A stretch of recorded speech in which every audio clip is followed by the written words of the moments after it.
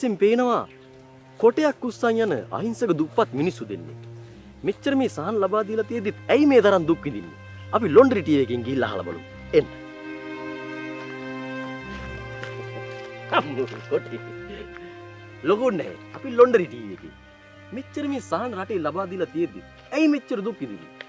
ඒක ඉතින් අපේ දෛවයනේ මහත්තයෝ දෛවයේ ලියවිලා තියෙන දේවල් තමයි අපි ඉතින් කරන්නේ. මේ ලෝකෙ මේ විශ්වයේ මේ රටේ ඕන හැමදැනකම වෙන සිද්ධ වෙන දේවල් කලින් දෛවයේ ලියවිලා තියෙනවා මහත්තයෝ. ඒව අපිට කරන්න සිද්ධ වෙනවා. ඒ ඔටෝමැටික් වෙනවා.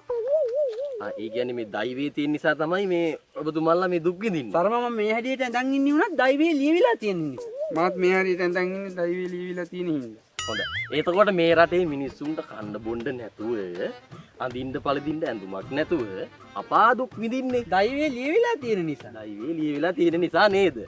හරි හරි. එතකොට තොපි මේ මෙහෙම දුක් විඳිනකොට අරේ පාලකයෝ හොඳට කාලා බීලා යාන වාහන වල හොඳ සැප ගන්නවා සුපිරි හෝටල් වල සීත කාමර වල ඒවා. එයාලා සුපිරි හෝටල් වල සීත කාමර වල සැප විඳින්නේ දෛවයේ ලියවිලා තියෙන නිසා සහ එයාලගේ ලැබීම ඒක තමයි. එතකොට අවුලක් නැහැ. ඒ කියන්නේ එයා පාලකයන්ගේ වැරද්දක් නැහැ තොපි දුක් විඳින එකට.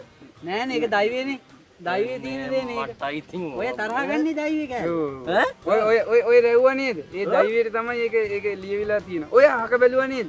අර මේ පැත්ත බැලුවා නේද? දෛවයේ. පුදුම වැඩක් නෙමෙයි. අර දැක්ක නේද?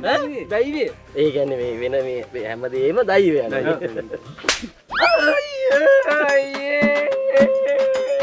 දෛවය මගෙන් කනේ පාරක් කන්න මුට තිබ්බ දෛවයේ ලියවිලා තිබ්බා.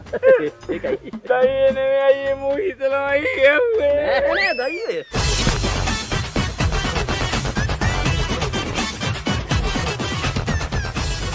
විදේශ අධ්‍යාපනයට හොඳම තැන සිංගප්පූරු රුසියා ස්ටුඩන්ට් වීසා